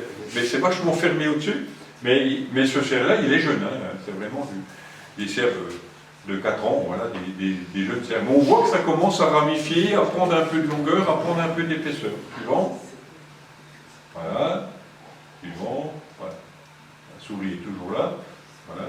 Alors celui-là, il a une particularité, vous avez vu? Il a 2 mérins. Oula, on est déjà à 8 ans, mais vas-y. Voilà. Donc, vous voyez, quand même, on commence déjà à avoir des 12, 14, 16 scores. Ça commence, bon, c'est pas un trophée énorme, hein, mais on voit qu'il commence de prendre un peu de longueur, un peu d'épaisseur. Qu'est-ce qui manque? Il manque surtout de la grosseur de mérin, de la taille de mérin. D'accord? Voilà, donc l'animal, voilà, un autre cerf. Vous voyez, une forme de trophée un peu particulière, vous voyez, là, les andouillés, les surandouillés sont bien développés. On voit qu'il y a quand même déjà un peu moins de pivot. On doit l'avoir de dos. Regardez, c'est le même, hein, de dos, vous voyez, de face, de dos. Vous voyez la forme exceptionnelle du trophée. Hein. Et ça, c'est un cerf qui a tout juste 7 ans. Hein. Il est encore jeune. Hein, le port de la tête est bien haut. Photo suivante, enfin, suivante. La suite. Alors, je vous ai mis le développement d'un trophée. Je vous ai dit qu'un cerf était adulte vers 7 ans, 7 ans et demi, à quelque chose près. Voilà. Alors là, vous avez un trophée au milieu d'un cerf de 9 ans et demi. Un cerf de 9 ans et demi, ici, donc qui a été récolté. Vous voyez, c'est un beau cerf, il fait 200 poils. D'accord? Mais surtout, ce qui est intéressant, c'est les bois, les mus de l'année précédente, à gauche ou à droite. D'accord? Donc, vous voyez, à 7 ans et demi, les bois étaient déjà veaux, vous voyez, il y avait 4 au-dessus, et 8 ans et demi, 9 ans et demi. Alors, ce qu'il faut que vous sachiez, c'est qu'à 7 ans et demi et à 8 ans et demi, la différence, c'est que le trophée a pris 1 kg. Et qu'entre 8 ans et demi et 9 ans et demi, il avait repris un autre kilo. Donc, 1 kg par an de plus. Vous voyez le calcium qu'il faut pour développer ça.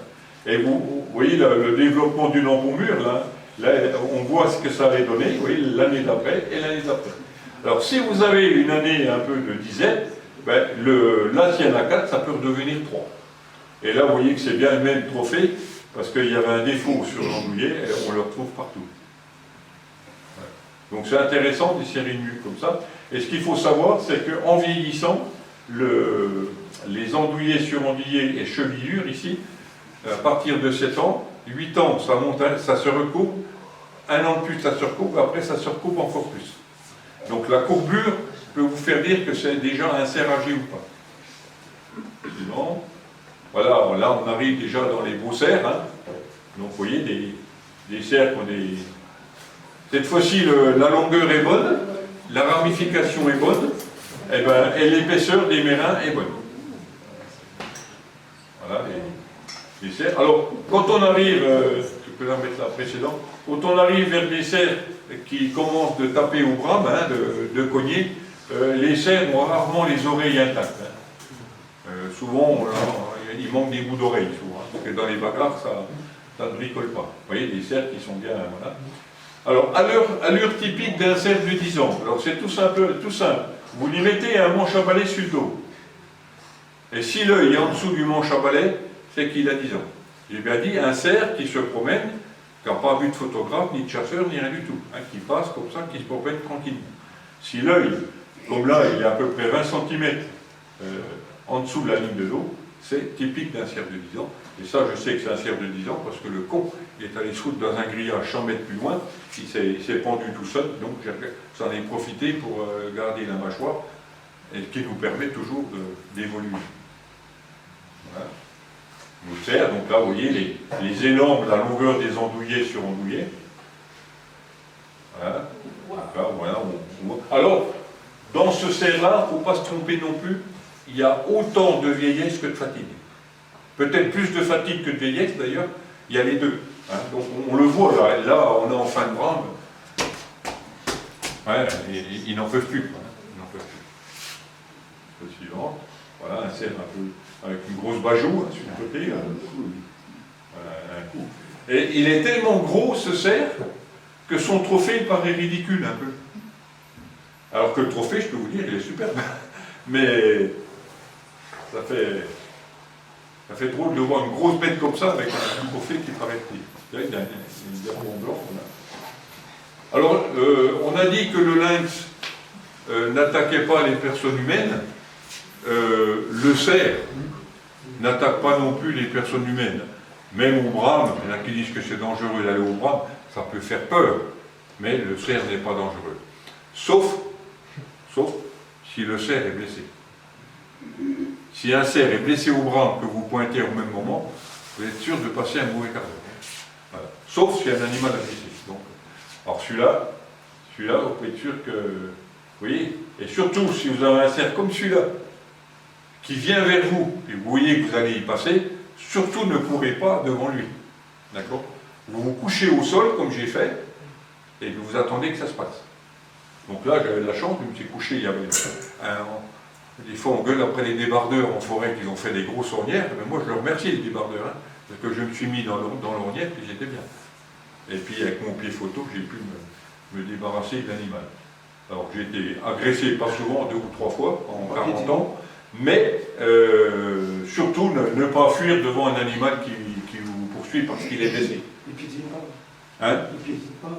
Alors non, il cherche à vous accrocher avec les bois. Donc comme j'avais le pied photo métallique, le pied photo métallique sur la pointe de nez, ça m'a permis de le faire partir. Mais je peux vous dire que je ne brillais pas quand même. Hein. Je ne brillais pas. Et c'est quand j'étais dans l'ornière que je l'ai pris en photo. Je l'ai pris en photo depuis le dessous. Hein. Je dis c'est peut-être ma dernière heure, mais je t'aurai en photo quand même. Voilà. Donc, et puis là, donc c'est un magnifique cerf, mais en fait, on ne le voit pas sur cette photo-là. Vous voyez, là, il y en avait 5 du côté là, et en fait, il y en avait 5 du côté là, entre eux. Donc, il avait perdu dans la bagarre, il a dû en perdre 2 dans la bagarre, et puis il avait été planté au niveau des côtes et d'une patte. Bon, alors, il avait pris une volée monumentale, pourtant, c'est pas un manchot, hein. Donc, si un cerf comme ça prend une volée, je peux vous dire qu'il y en a d'autres qui sont encore plus costauds, c'est ça qu'il faut dire. Mais quand même, être prudent quand même au brame, hein, déjà ne jamais aller vers les animaux, il faut être posté sur un mirador ou dans un cabanon. On a assez de photographes qui courent avec des appareils photo derrière, donc ceux-là, s'ils se font voir, en fait, tant pis pour eux. Mais il vaut mieux être dans un affût et puis les regarder passer. Et puis surtout, pas les déranger. Voilà. Suivant. Voilà. Suivant. Voilà, donc oui, les ramifications un peu, hein, là on voit qu'il y a du monde. Voilà un cancer, on va le voir je crois un peu plus. Ah ben non, voilà, celui-là. Alors ce cerf-là, cerf sonnet recours des Vosges. Il était pendant 30 ans recours des Vosges. Alors c'est un cerf que j'ai photographié en Haute-Saône, mais comme je suis sur la limite, hein, les cerfs ils ne savent pas à la limite. Et c'est intéressant parce que je l'ai pris en photo un 3 octobre. Donc pour ceux qui connaissent les cotations cerfs, il fait 217 points au niveau du trophée. Et je l'ai pris en photo un 3 octobre, et le 23 octobre, il était victime d'un accident avec un camion à 27 km de là. Vous voyez que des fois les photos peuvent nous renseigner, on l'a dit tout à l'heure, nous renseigner sur combien de kilomètres font les cerfs. Donc, je pense que c'est un cerf qui était né là, hein, parce que vous avez un groupe, mettons, d'une quarantaine de biches. Le cerf était là, est né là. À certains moments, la maman a dit maintenant tu t'en vas, tu es assez grand, donc il était chercher un territoire, après il était recherché un autre, et puis il y a trop de jeunes cerfs, je vais en chercher un peu plus loin, et finalement il était, il s'est fait tuer à 27 km, mais ça se trouve il allait peut-être encore 10 km plus loin. Vous voyez ce que je veux dire? Alors ça nous renseigne quand même sur ce qu'est capable de faire un grand cerf. Alors je ne sais pas si, celui-là il a tout, hein. Il a la hauteur au garrot, il a l'ossature. Et 3 octobre, il faut penser que ce cerf-là, il a peut-être perdu 40 kilos. Hein. Alors, vous voyez, il a de beaux restes quand même. Hein. Il a de beaux restes. Hein. Et apparemment, sur ce que j'ai pu contrôler, on a retrouvé une dent. Et sur la dent, je pense que c'était Emma, il avait 15 ans. Donc, il était vraiment au summum de son art. 217 points, il a été détrôné cette année. Voilà. Donc maintenant, il est deuxième cerf des Vosges. Alors, les combats au brame.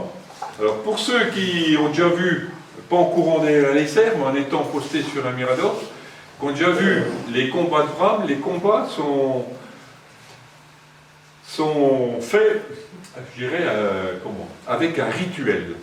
Le rituel, les cerfs ne viennent pas se rentrer dedans comme ça. Non, il y a un rituel. Ils sont à une certaine distance l'un de l'autre, on va dire une dizaine de mètres, et ils font une marche parallèle. 10 mètres comme ça, on revient 10 mètres, on se jauge, on fait 10 mètres, on se jauge. Ça peut durer 20 minutes. Et ils ne font pas combattre. Ou alors, ils vont décider de combattre. Mais ils restent toujours à une distance l'un de l'autre. Pour combattre, ils ne se combattent pas n'importe comment. Regardez bien. C'est décomposé. Vous voyez, ils étaient bien parallèles, d'un seul coup, ils se mettent de face, c'est-à-dire qu'ils ont décidé de se combattre. Vous voyez, celui-ci baisse la tête. Photo suivante.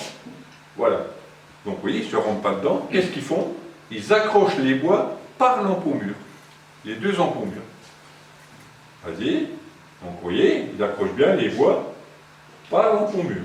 Donc, ce qu'on peut voir, c'est presque, on mettrait de l'eau, c'est presque une photocopie l'un de l'autre, hein, au niveau âge, au niveau poids, au niveau puissance, au niveau...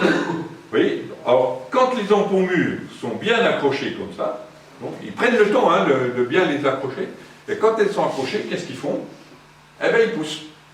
Voilà. Et là, maintenant, ils peuvent bourrer dans tous les sens, à gauche, à droite, en avant, en arrière, tout. Et là, les combats, ils se passent... Tous les combats, à part les jeunes, hein, soumis à rituel pour les adultes, c'est toujours comme ça. D'accord? Alors, vous voyez, là, vous avez quand même deux messieurs. Hein. Là, c'est plus de 200 kilos hein, qui se battent. Je peux vous dire que c'est quand même relativement dangereux, notamment pour les yeux, au départ. Les yeux, on trouve beaucoup d'animaux avec les yeux crevés. Et au départ, au moment où il y en a un qui lâche le combat, eh ben, c'est ce qu'on a vu. L'autre, au moment où il ne sait pas, l'autre vient le percer ici. Quoi. Voilà. Photo suivante. Alors, on a vu un combat normal. Hein, un rituel normal. Je vais vous montrer un combat anormal. Vous avez toujours le même rituel. Marche parallèle. D'accord? Photo suivante. Voilà, il y en a un qui décide, on y va, donc c'est celui de droite là, on y va, ben, l'autre il obéit, on y va. Photo suivante, qu'est-ce qu'on fait? Exactement comme le combat précédent, on accroche les bois par l'empourmure. Voilà, donc on accroche, top, on accroche les bois par l'empourmure, mais il y a comme un défaut. Vous voyez, là il est accroché à l'empourmure, et là il est accroché en bas. Il est accroché à l'empourmure, mais le cerf a déjà la tête comme ça. Ce qui veut dire que si ce cerf-là est assez malin, comprenant que l'autre il a déjà la tête de côté, il fait ça, et puis il couche. et puis on risque peut-être de voir quelque chose. Alors, le cerf effectivement est très doué. Photo suivante. Voilà, vous voyez, donc il commence d'appuyer, et on voit que celui-ci, il est déjà comme ça.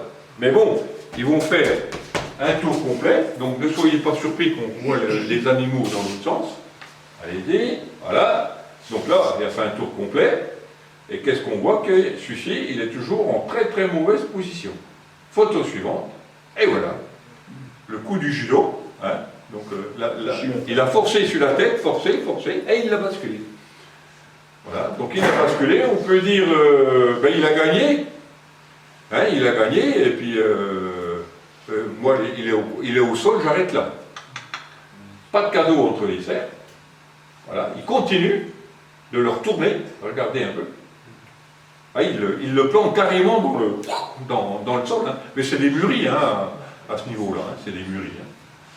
Voilà. Ah ben attends, oui. Voilà. Donc vous voyez, il se retrouve pratiquement les quatre pattes en l'air. Et simplement sur une faute d'accroche des empourmures au départ. Le gars, il a la tête comme ça, l'autre en a profité, et jusqu'au bout, et il l'a planté. Donc là, quand il y a séparation, quand celui-ci va se relever, ben, vous jetez la pièce en l'air, il y a quand même, on va dire, 9 chances sur 10 que celui-là, en très mauvaise posture, soit planté. Soit les poumons, soit les intestins, comme on a vu tout à l'heure. Donc c'est pour ça hein, qu'on trouve tous les ans, hein, donc chez nous, on a beaucoup de cerfs, donc on en trouve beaucoup. Donc, tous les ans, on trouve une dizaine, une quinzaine de cerfs qui sont plantés comme ça sur le nord du massif. Voilà. Alors, prélèvement dans une population en équilibre. 27% de la population en prénaissance. Donc, le prélèvement, c'est un tiers faon, un tiers biche, un tiers mâle. Suivant. D'habitude, j'en parle pas de ça, mais c'est simplement pour amener quelque chose derrière. C'est pour amener ça. Imaginez que vous ayez dans votre forêt 4 grands super cerfs, des super cerfs, qui couvrent chacun 6 femelles. J'ai pas mis 5, j'ai mis 6, parce qu'on peut dire que des super cerfs, au lieu d'en couvrir 5, ils en couvrent 6. Hein, on va leur donner cette chance-là. Si 4 grands cerfs couvrent chacun 6 femelles, combien restera-t-il d'animaux à l'âge de 7 ans, âge où ils sont en mesure de se reproduire? Est-ce que vous comprenez ce que je veux dire? Vous avez 4 grands cerfs qui couvrent 6 femelles. Donc, normalement, 4 x 6, 24, vous avez 24 ans. Et combien ils vont en rester à l'âge de 7 ans et demi, l'âge où ils se reproduisent? Suivant. Déjà, le cerf couvre, les 4 grands cerfs couvrent les biches au mois de septembre, d'accord? Mais au mois de novembre, il y a la chasse. Donc, il y a déjà une partie des biches qui ont été couvertes qui vont disparaître à la chasse. Au printemps, naissance de 22 faons, ah ben non, t'es passé plus loin, non, c'est là. Donc, prélèvement des biches à la chasse, 9%, soit 2 biches. Donc, sur les 24 biches, il n'en restera plus que 22 qui vont mettre bas au printemps. Donc, sur les 22 biches qui restent, on va avoir 22 faons. Mais la première année, on tire 9% de faons. Donc, sur les 22, il en restera plus que 20. Sur les 20 faons, forcément, vous aurez 10 faons mâles, 10 faons femelles. Suivant. Récolte de jeunes cerfs, parce que les cerfs, il faut qu'ils aillent jusqu'à 8 ans. D'accord? 7-8 ans. Récolte de jeunes cerfs de 1 à 3 ans, 39%. Donc, reste 4 mâles à l'âge de 3 ans et demi. Récolte des mâles de 3 ans et demi à 6 ans et demi, juste avant l'âge de se reproduire. La récolte, là c'est par rapport aux mâchoires de cerf. La récolte des cerfs de 3 ans et demi à 6 ans et demi, dans les Vosges, c'est 29%, sur 500 têtes. Donc vous avez un chiffre qui est réel. Donc, il restera 3 mâles pour la reproduction. Vous allez voir plus loin. Voilà. Donc si 4 grands cerfs exceptionnels couvrent chacun 6 biches, il ne restera à l'âge de 7 ans et demi que 3 mâles de cette génération exceptionnelle. Parce que souvent on se fait des idées, on a 4 grands cerfs, ils vont couvrir. Alors, les grands cerfs, cerfs de 10-12 ans, donc là, voilà, tous ces grands cerfs là, dégagent une puissance, hein, une musculature, une ossature, voilà. Donc le cerf au brame, hein, c'est souvent des cerfs très virulents, très déménageurs, hein. Des fois ils emmènent un fagot, des fois ils emmènent, voilà. Donc vous voyez un peu, celui-là est bien équipé. Bon, on voit tout de suite qu'il n'a pas l'air trop commode non plus. Donc ça c'est des cerfs rentre-dedans, hein, c'est pas de cadeau. Voilà un qui est un peu plus paisible. Alors, la particularité de celui-là, c'est que, vous voyez, le centre de gravité, il est sur les 2 pattes avant, c'est-à-dire que si vous pressez sur le bout du nez, il bascule. Parce qu'il y a presque autant de poids là que derrière. Ouais, un autre cerf, suivant. Voilà, alors voilà, je vous parlais de la génétique exceptionnelle qu'on a dans notre coin. Voilà un cerf qui fait 21 ou 22 corps. C'est celui-là qu'on a perdu un 23 septembre, qu'on a retrouvé mort dans le ruisseau à côté. Voilà. Mais on avait déjà un autre cerf précédemment. Vas-y. Voilà. Voilà, 2 cerfs, il y a 10 ans d'écart entre les 2 trophées. Hein. 10 ans d'écart, et vous voyez qu'ils ont exactement la même génétique. Photo suivante, on verra mieux sur la suivante. Regardez le profil. Regardez, les andouillés, surandouillés, c'est très bas, la chevillure est très bas, très courbée, et puis donc, ils développent à peu près tous le même système d'empourmure. Donc, il y en a un qui doit être 24 corps, et l'autre qui est 22 corps. Donc, peu importe, voilà. Et là, pareil, on a un 2013, un 2021, c'est exactement au même endroit, en plus, hein, la photo est prise au même endroit. Et vous voyez les trophées qu'il peut y avoir. Suivant. Voilà. Donc en voilà la même génération qui est de cette année. Malheureusement, il est tombé à la chasse. Alors, on peut se faire avoir avec un cerf comme ça. Que je vous ai dit tout à l'heure, souvent, il faut se méfier, il y a autant de fatigue que de vieillesse. Ce cerf-là, d'après la mâchoire, et moi je l'avais bien prévu sur ma photo, n'a que 7 ans et demi. C'est pas un vieux cerf. Alors, regardez bien comment on peut se faire avoir. Je me suis fait avoir. Il n'y a pas de raison d'ailleurs. Vous avez un cerf qui a une belle empourmure de 4 là, d'accord? Et là, il a une empourmure de 1, 2, 3, 4, 5. Un cerf qui est dans mon coin, il est à 120 mètres de mon mirador, une belle pâture, en lisière du bois, tout. Bon, ça c'est vers le 15 septembre, on verra tout à l'heure. Et 25 septembre, 10 jours plus tard, au même endroit, monsieur se recouche, 3 d'un côté, 2 de l'autre, et puis l'autre, on ne voit pas bien, et il y a les 4 de l'autre côté. Donc, me focalise pas, c'est le même cerf. D'accord? Sauf que, plusieurs jours après, en regardant la photo, je me dis, il y a quelque chose qui ne va pas. Et regardez ce qui ne va pas. Le cerf couché, c'est celui-là, qu'on a vu tout de suite, là. D'accord? C'est celui-là. Je l'ai pris en photo le 29 septembre. Qu'est-ce que vous remarquez? C'est qu'il a un surandouillé. Et le 15 septembre, il n'en avait pas. Ça veut dire qu'entre le 15 et le 29 septembre, il a repoussé un andouillé. Comme les lézards, hein, la queue qui repousse. D'accord? Eh bien non, en fait, c'est 2 cerfs différents, complètement différents, de la même lignée, du même père. Et regardez l'empourmure, c'est exactement la même. Vous voyez, là il y a 2, là il y a 2. Et le développement du bout là au-dessus, 2 et 1, 2 et 1. C'est exactement les 2 mêmes. Et pour moi, c'était le même cerf. En fait, il y en avait 2. On peut vraiment se faire avoir. Bon. Alors, pour finir, 4-5 cerfs exceptionnels, on y va. Alors, là, je dirais, j'ai bien dit cerf exceptionnel, je n'ai pas dit vieux cerf. Hein. Ça, je pense que c'est un assez jeune cerf, qui doit déjà être à plus de 20, mais qui est vraiment exceptionnel au niveau du trophée.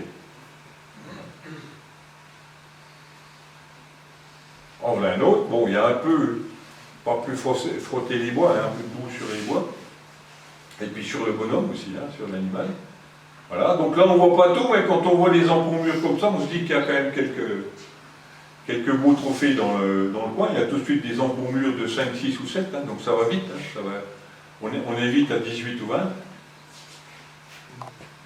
Voilà. Alors, on voit beaucoup de mâles fatigués, hein, qui traînent la tête comme ça le matin au lever du jour, qui rentrent pour aller se coucher parce qu'ils n'en peuvent plus, quoi.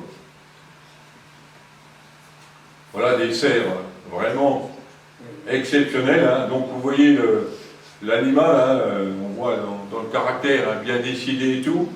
Donc là il est, je pense, à son apogée, hein, donc des beaux andouillés sur andouillés, des embourmures quelles qu'elles soient, hein, bien développées, hein, parce qu'il doit y avoir peut-être 5 d'un côté, là il y a 3, 4, il y en a 7 de l'autre côté.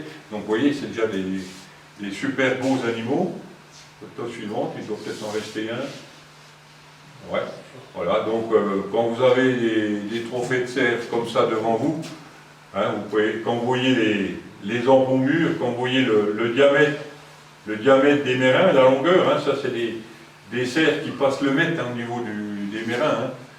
Celui des Vosges que vous avez vu qui était record, le cerf sonnet, j'ai oublié de dire, il fait 1,15 m en longueur.